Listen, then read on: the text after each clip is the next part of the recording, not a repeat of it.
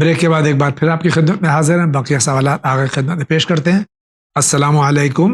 وعلیکم السلام ورحمۃ اللہ وبرکاتہ۔ ہم جو معصومین کا دسترخوان کرتے ہیں اور اپنے دادا کا فاتحہ ایک ساتھ کر سکتے ہیں؟ دیکھیے، انما الاعمال بالنیات، جی کوئی حرج نہیں ہے، نیت کر لیں جی کہ کچھ نظر کے سامان جو ہے امام حسن علیہ الصلاۃ والسلام کے دسترخوان کے لیے ہے، اور کچھ جو ہے یہ ہمارے دادا یا کسی مرحوم کے لیے بھی نیت کر کے نظر کر سکتے ہیں، کوئی مذائقہ نہیں ہے، کوئی حرج نہیں۔ شکریہ۔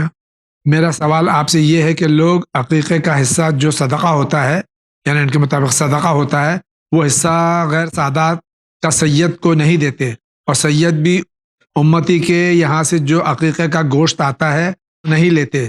شریعت کے مطابق سیستانی صاحب حفظ اللہ تعالیٰ کی تخلیص کے نظریے سے سمجھاؤ کہ کیا امتی کے یہاں کا عقیقہ کا حصہ سید کو نہیں لینا چاہیے؟ شکریہ، اللہ حافظ۔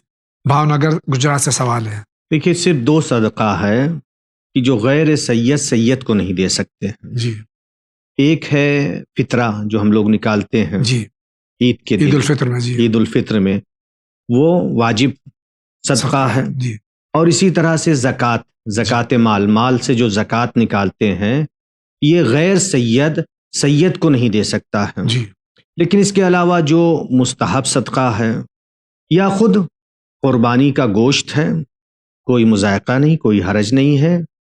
غیر سید کو دے سکتا ہے، بلکہ قربانی کے لیے یہ ہے کہ گوشت تقسیم کر دیں مومنین کے درمیان، یا یہ کہ کھانا بنا دیں، اس گوشت سے کھانا پکوائیں، اور 10 یا 10 سے زیادہ مومنین کو، مومنین کی لفظ ہے جی وہاں پر، یہ نہیں کہ فقراء کو، جی 10 یا 10 سے زیادہ مومنین کو عقیقے کے گوشت سے کھانا بنوا کر کھانا کھلائیں، اور مومنین بچے کے لیے دعا کریں۔ جی یہ صدقہ ایسا نہیں ہے، جی ٹھیک ہے اس کی حفاظت سلامتی کے لیے ہے، جی لیکن اس میں کوئی تفاوت نہیں کہ غیر سید ہاں کا کوئی فرق تفاوت، کوئی فرق جی۔ نہیں ہے۔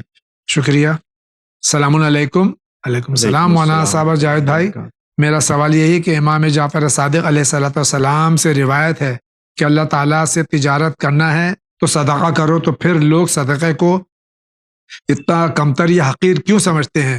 اور کوئی صدقے کی بات جان لے تو حصہ ہو یا پیسہ یا کپڑا ہاتھ میں بھی نہیں پکڑتے، کیا صدقہ دینے والے کی بلا جو صدقہ لے گا اسے لگ جائے گی؟ اہمیت بتائیے، یہ خرافات ہے یا دین ہے؟ دیکھیے، یہ خرافات ہے، دین یہ ہے صدقہ دینا چاہیے، اور جو ضرورت مند ہے وہ صدقہ لے، جو ضرورت مند نہیں ہے وہ نہ لے۔ جی صدقہ دینے سے بلا ٹلتی ہے، بلا دور ہوتی ہے، لیکن جو چیز صدقے میں نکالی جاتی، بلا اس کے اندر نہیں جاتی ہے۔ بلکہ یہاں تک ہے، امام سجاد علیہ الصلاۃ والسلام جب کسی کو دیتے تھے کچھ، جی اور پھر دینے کے بعد بعض روایتوں میں ہے جی کہ اس کے ہاتھ کو چومتے تھے، جی کیونکہ یہ صدقہ جو ہے گویا اللہ کے پاس جا رہا ہے، یہ جو لے رہا ہے گویا اللہ کا نمائندہ ہے، تو یہ ہاتھ متبرک ہو گیا جس ہاتھ نے صدقہ لیا یا خیرات کو قبول کیا ہے۔ جی لہٰذا اس میں کوئی حرج نہیں ہے، کوئی ایسی چیز نہیں ہے۔ یہ جو آپ نے سوال کیا کہ یہ دین ہے یا خرافات ہے، یہ جو نظریہ ہے کہ صدقہ میں بلا ہے، یہ خرافات دین نہیں ہے۔ شکریہ بہت بہت۔ Dear sir, I had emailed my question addressed to Javed Sahab and Maulana Sahab pertaining to Masail Zindagi of our esteemed channel on 20th October 2024, but didn't get any response. Then I rang up your number and was asked to send my question on WhatsApp, which I sent on 2nd December 24. Even yesterday, that is Friday 20th December, my question has not been answered by your channel. Kindly check up and advise the position. Thanks and regards, ہاشم مہدی علی۔ میں ترجمہ کے ساتھ ساتھ میں پہلے تو معذرت خواہ ہوں، یقین جانیے کہ آپ کا سوال مجھ تک نہیں پہنچا۔ جو اس سلسلے میں اس کے ذمہ دار ہیں، میں ان سے شکایت آپ کی ضرور اور شکایت پرزور الفاظ میں درج کراؤں گا کہ آپ کا سوال مجھ تک کیوں نہیں پہنچا۔ اگر آج بھی آپ یہ سوال لکھ دیتے، اپنا دوہرا دیتے، تو میں شامل پروگرام کر لیتا، لیکن بہت افسوس ہے مجھے کہ آپ کا سوال مجھ تک نہیں پہنچا۔ میں اپنی طرف سے اپنے چینل کی جانب سے معذرت خواہ ہوں، اور جو اس کے ذمہ دار ہیں ان کو تنبیہ اور شکایت ضرور کروں گا ان سے۔ کہ کیوں مجھ تک آپ کا سوال نہیں بھیجا انہوں نے. آپ کا بہت بہت شکریہ. السلام علیکم. وعلیکم السلام. وعلیکم السلام. Fixed deposit is halal or haram in Islam? Can we have the interest of fixed deposit whether it is a private or government bank? جو فکس ڈپازٹ ہے اس میں جو منافع ہم کو ملتا ہے وہ لینا صحیح ہے یا نہیں؟ غیر اسلامی بینکوں میں جی چاہے وہ سرکاری ہو یا پرائیویٹ ہو جی اس میں فکس ڈپازٹ کرنا جائز ہے، اس کا منافع بھی لینا حلال ہے. شکریہ. سلام علیکم. السلام. میرا سوال یہ کہ نماز میں اگر دماغ سیکس کی طرف جائے اور منی سے پہلے جو مزی نکلتی ہے وہ نکل جائے تو نماز صحیح ہے یا غلط، یا پھر سے وضو کرنا پڑے گا؟ دیکھیے، مزی کے خارج ہونے سے جی نہ وضو ٹوٹتا ہے اور نہ ہی نماز باطل ہوگی. پاک ہے. جی مزی پاک ہے. شکریہ. السلام علیکم. علیکم السلام. جی میرا سوال ہے جنابت میں ہوں، تب حیض آ جائے تو کیا جنابت غسل کر سکتے ہیں؟ دیکھیے، غسل جنابت کر سکتی ہیں، غسل جنابت کر لیں. بلکہ یہ بھی جائز ہے، آیت اللہ سیستانی حفظہ اللہ تعالیٰ فرماتے ہیں کہ وہ اتنا انتظار کریں کہ غسل سے حیض سے پاک ہو جائیں.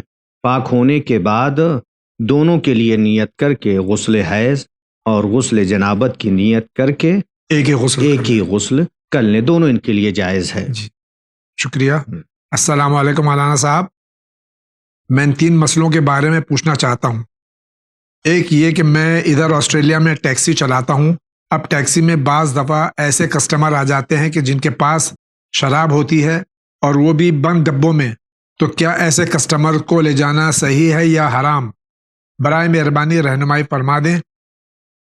کیا صحیح ہے؟ جائز ہے، لے جا سکتے ہیں، چونکہ یہ شراب نہیں لے جا رہے ہیں جی بلکہ مسافر کو لے جا رہے ہیں. جی مسافر کے پاس شراب ہے، لہٰذا کوئی حرج نہیں. ہاں اگر خالی شراب یا اور جو اس طرح کی حرام چیزیں ہیں، سور کا گوشت وغیرہ، یہ لے جانا صادق آئے تب تو حرام ہے. لیکن یہ تو مسافر کو لے جا رہے ہیں، مسافر کے پاس یہ چیز ہے، لہٰذا کوئی حرج نہیں ہے. کیا ٹیکسی چلانا حرام ہے یا حلال؟ حلال ہے، حلال ہے، کوئی ایسی چیز نہیں ہے. تیسرا سوال ان کا، برائے مہربانی حلال اور حرام پیسوں پر ایک ویڈیو بنائیں کہ کون سے پیسے حلال اور کون سے حرام ہیں.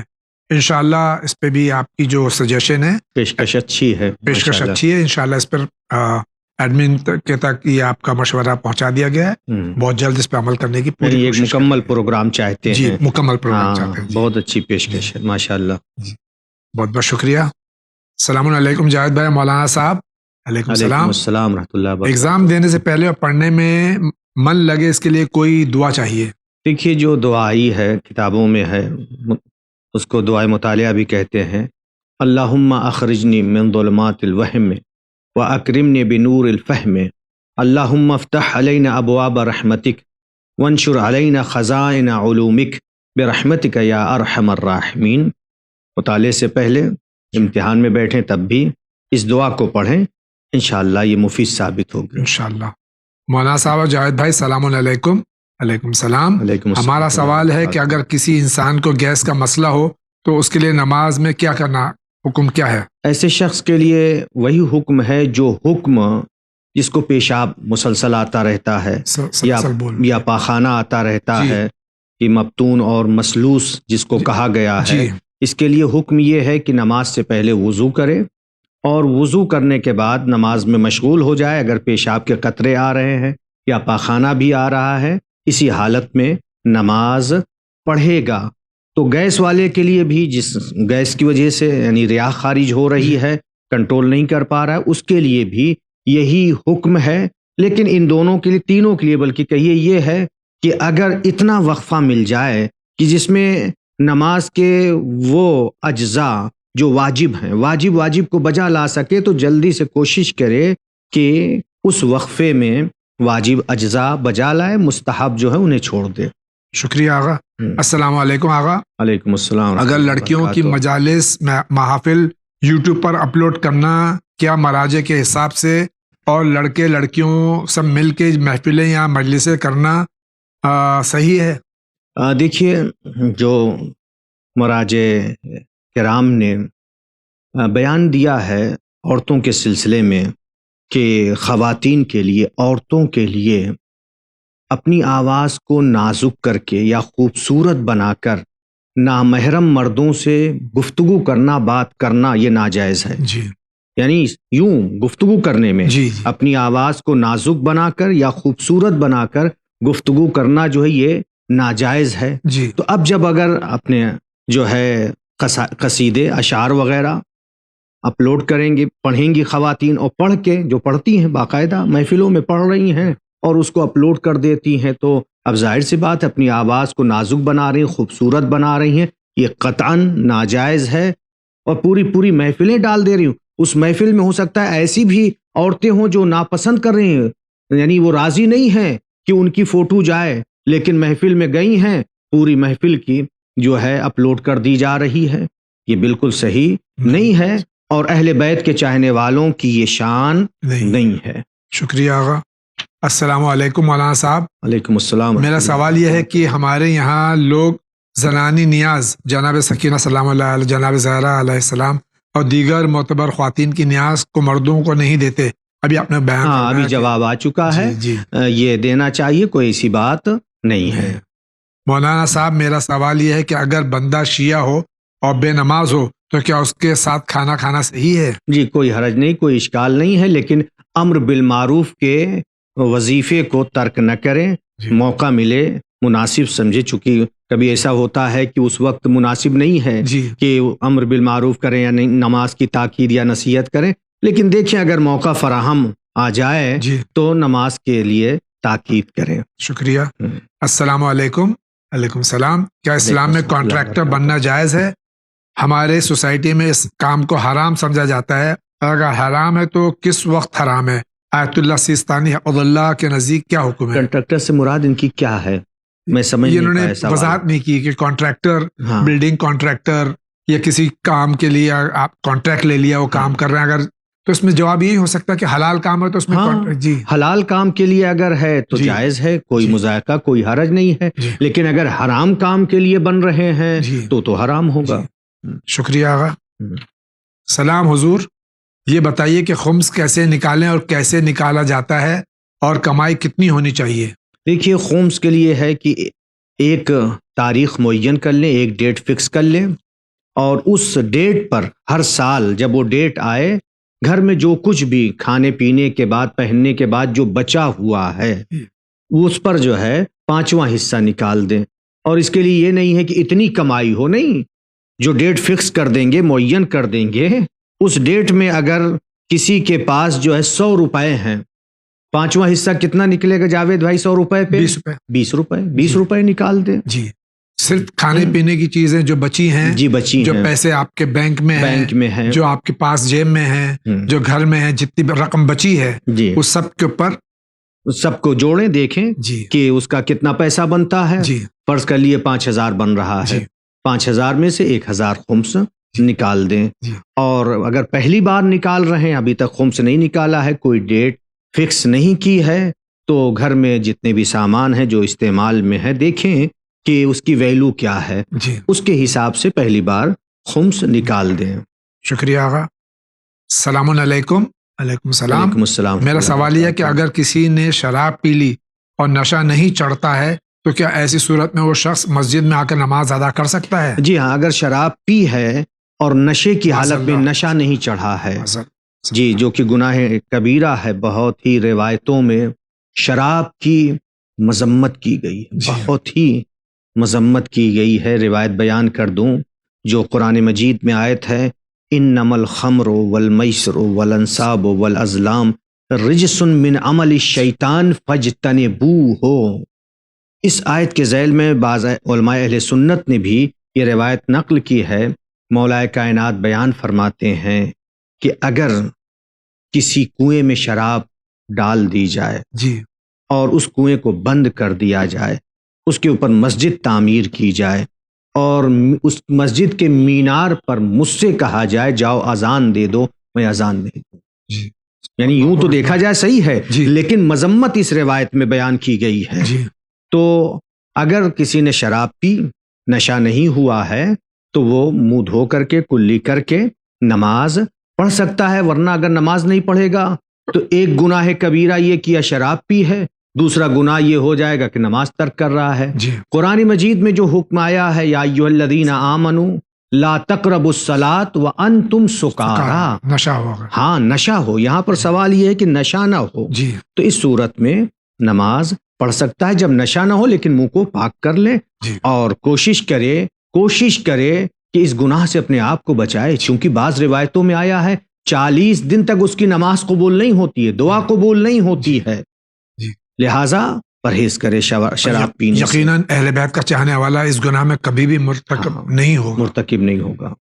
مجھے یہ سوال تھا کہ جب غسل کر رہا تھا تو میں نے پیر میں کچھ لال کلر کا کچھ دیکھا، مگر میں نے غسل کنٹینیو کیا. اس صورت میں کیا حکم ہے؟ کیا دیکھا انہوں نے؟ یہ نہیں دیکھیے لال کلر کا اگر دیکھا ہے، کچھ ایسا ہے، کوئی پینٹ وغیرہ ہے، جی ایسا پینٹ ہے کہ جو پانی کے لیے رکاوٹ بنتا ہے، جی تب دوبارہ غسل کرے. چونکہ یہ ہے کہ غسل کے لیے بھی، وضو کے لیے بھی، اگر اعضائے وضو پر کوئی ایسی چیز ہے یا بدن پر غسل کرتے وقت کوئی ایسی چیز ہے کہ جو پانی کے لیے رکاوٹ بن رہی ہے، تو غسل بھی صحیح نہیں ہوگا، وضو بھی صحیح نہیں ہوگا. تو اس کو دیکھے وہ لال کلر کیا ہے. جی اگر جو ہے رکاوٹ نہیں ہے تو غسل صحیح ہے. شکریہ آغا. سلام علیکم. السلام. میرا سوال ہے گھر میں برڈز پالنا کیسا ہے؟ برڈز جیسے Java finch, Java sparrow, diamond dove, budgies, fish tanks رکھنا یا صحیح ہے پالنا؟ اسلام میں اس پر کیا حکم ہے؟ کون سے پرندے پالنا صحیح ہیں اور کون سے پرندے ہم کو نہیں پالنے چاہیے؟ اسلام میں حیوانات کے پالنے پر کوئی پابندی نہیں ہے، بلکہ امام محمد باقر علیہ الصلاۃ والسلام سے ایک روایت میں آیا ہے کہ حیوانات کو پالنا چاہیے، اچھا ہے. شکریہ آغا. میرا سوال ہے اگر ہم اپنا پیٹ کسی کو دیں اور وہ اچھے سے اس کی حفاظت نہ کرے، خیال نہ کرے، تو کیا وہ ہم بھی گناہ گار ہوں گے؟ ہمارا کوئی پالتو جانور اگر ہم نے کسی کو دیا سنبھالنے کے لیے، دیکھیے اگر پالا ہے تو کسی ایسے کو دیں کہ جو اس کا خیال رکھے، چونکہ ذمہ داری ہے، ورنہ آزاد کر دیں. گنہگار تو نہیں ہوں گے چونکہ اس کی ذمہ داری جب اس نے لیا ہے، لیکن پھر بھی احتیاط کرنی چاہیے. شکریہ. السلام علیکم جناب. علیکم السلام. میرا ایک سوال ہے، کسی گاڑی چاہے وہ 4 ویلر ہو یا 2 ویلر ہو پر کسی امام یا پروفٹ کا نام لکھنا کیسا ہے؟ کیونکہ اس گاڑی کو ہم پھر واشنگ کے لیے بھی دیتے ہیں غیر کو. دیکھیے نام لکھنے میں کوئی حرج نہیں ہے، کوئی مضائقہ نہیں ہے، جائز ہے.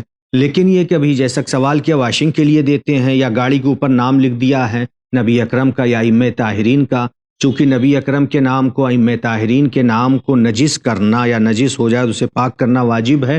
لہٰذا اس اعتبار سے اگر توہین کا خطرہ ہے تو پرہیز کرنا چاہیے. شکریہ. السلام علیکم مولانا صاحب. علیکم السلام. میرا سوال یہ کہ اکثر مسلمان یہ بات کہتے ہیں کہ بوائلر چکن کھانا حرام ہے کیونکہ اس میں خنزیر کا فیٹ ملا ہوا ہوتا ہے. بوائلر چکن کی ڈائٹ میں ایسا کچھ پورشن ہے جس میں حرام جانور کا فیٹ ملا ہوتا ہے، تو کیا ایسا چکن کھانا جائز ہے؟ دیکھیے کوئی حرج نہیں ہے جب تک کہ علم نہ ہو جائے. دوسرے یہ کہ اگر ملا بھی ہے تو یہاں پر کوئی مذائقہ، کوئی حرج نہیں ہے، کھا سکتے ہیں. ہاں وہ جو روایتوں میں آیا ہے یا توضیح المسائل وغیرہ میں بیان کیا ہے، فضلہ خور جانور کے لیے ہے. فضلہ خور یعنی جو انسان، وہ جانور جو فضلہ کھاتے، انسان کا فضلہ کھاتے ہیں، ان جانوروں کا پیشاب پاخانہ بھی نجس ہے اور ان کا گوشت اور دودھ پینا بھی جو ہے حرام ہے. پھر اس کے لیے جو ہے کچھ مدت تک استبرا جسے کہتے ہیں، استبرا کریں، پھر اس کے بعد جو ہے وہ کھانا جائز ہو جاتا ہے. تو فضلہ کے لیے قید ہے، دوسرے اس کے لیے نہیں. اگر جو ہے متنجس بھی کھا رہا ہے، مرغی ہو یا کوئی بھی جانور ہو، بکری وغیرہ بھی ہو، یا نجس عین نجاست خون وغیرہ بھی جیسے مرغی کھا رہی ہے، اس سے کوئی حرج نہیں. اور یہ صرف شک کی بنیاد پہ یقین، اور یہ شک کی بنیاد پر سوال کیا ہے، کیونکہ اسلام میں جو ہے وہ ہے علم کے اوپر. ہر حکم کی بنیاد علم پہ رکھی گئی ہے. معصوم سے حدیث میں آیا بھی ہے، کل شیء لک حلال حتی تعلم انہ حرام. تمہارے لیے ہر چیز حلال ہے جب تک کہ اس کے حرام ہونے کا علم نہ ہو جائے. بہت بہت شکریہ آغا. السلام علیکم مولانا صاحب. علیکم السلام. میں گرل ہوں. میری آپ سے گزارش ہے کہ آپ میرے لیے دعا کریں. میری شادی ہے، آپ دعا کریں کہ میری شادی عزت اور خوشیوں کے ساتھ ہو جائے. جی ہم سب دعا کرتے ہیں کہ ان کی شادی جو ہے اہل بیت کے صدقے میں عزت کے ساتھ ہو جائے اور یہ دونوں خوش رہیں انشاءاللہ. ایک بار پھر سے التماس ہے، نیا نکاح نامہ آ چکا ہے جو چینل ون اور نجفی ہاؤس ممبئی میں موجود ہے، آپ وہ حاصل کریں اور اس کے شرائط پڑھ لیں جو آغا سیستانی حفظ اللہ تعالیٰ کے احکام کے مطابق ہے۔ یہ بہت کارآمد ہے اور بعد میں آنے والے خدا نخواستہ جو پرابلمز ہیں اس سے بچا جا سکتا ہے۔ جی ہاں، بہت اچھا ہے، میں نے بھی دیکھا ہے، ماشاءاللہ۔ جی۔ ایک مسئلہ پوچھنا ہے کہ جب غسل جنابت فرض ہو اور ہاتھ پہ ناپاکی نہیں لگی ہو، پانی کو چیک کرنے کے لیے بالٹی میں ہاتھ ڈال کر چیک کر لیا جائے کہ ٹھنڈا یا گرم، تو اس وقت پانی پاک ہے یا ناپاک ہو جائے؟ پانی پاک ہے، جی، پانی پاک ہے، ناپاک نہیں ہوتا ہے۔ شکریہ۔ My question is, my husband is far from me. Is this prohibited in Islam to share adults' photographs with husband? I'm not asking about side effects of it.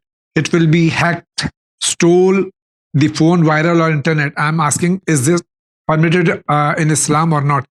ہم اپنے شوہر اور بیوی کے درمیان میں غیر شرعی فوٹو کا تبادل کرنا ٹیلی فون کے ذریعے جائز ہے کہ نہیں ہے؟ پرہیز کرنا چاہیے، جی یہ تقوی کے خلاف یہ سب باتیں ہیں۔ جی، بہت بہت شکریہ۔ ناظرین کرام، اسی کے ساتھ آج کے اس ایپیسوڈ کا وقت ختم ہو جاتا ہے۔ میں حجت اسلام کا مشکور ہوں، تشریف لائے، سوالات کے جوابات دیے۔ انشاءاللہ ہم سب مستفیض ہوں گے سوالات کے جوابات، اور اس پہ احکام جو بیان کیے گئے ہیں اس پر عمل کرنے کی پوری کوشش کریں گے۔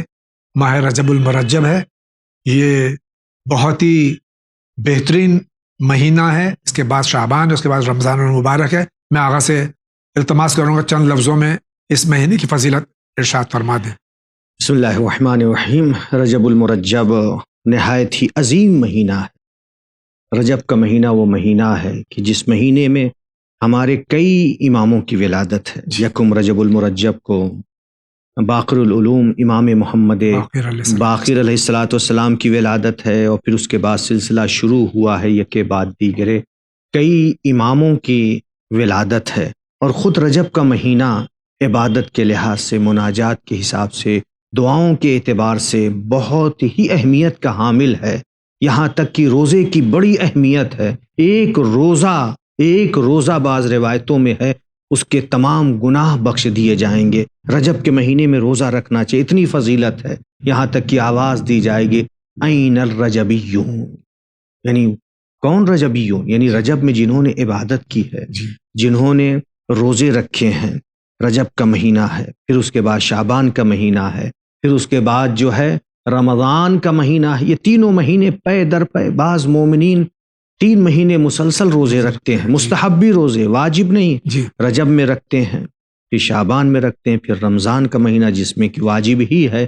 لہٰذا ہم سب کوشش کریں کہ ان مہینوں میں زیادہ سے زیادہ ریاضت کریں، عبادت کریں، گناہوں سے اپنے آپ کو بچائیں، اور کوشش کریں کہ اللہ توفیق دے کہ ہم زیادہ سے زیادہ روزہ رکھ سکیں انشاءاللہ تعالی۔ شکریہ آغا۔ اسی کے ساتھ آج کے اس ایپیسوڈ کے خاتمے کا تو اعلان کر چکا ہوں، انشاءاللہ زندگی رہی تو پھر آپ سے ملاقات ہوگی، تب تک کے لیے اجازت دیجیے۔ وآخر دعوانا ان الحمدللہ رب العالمین۔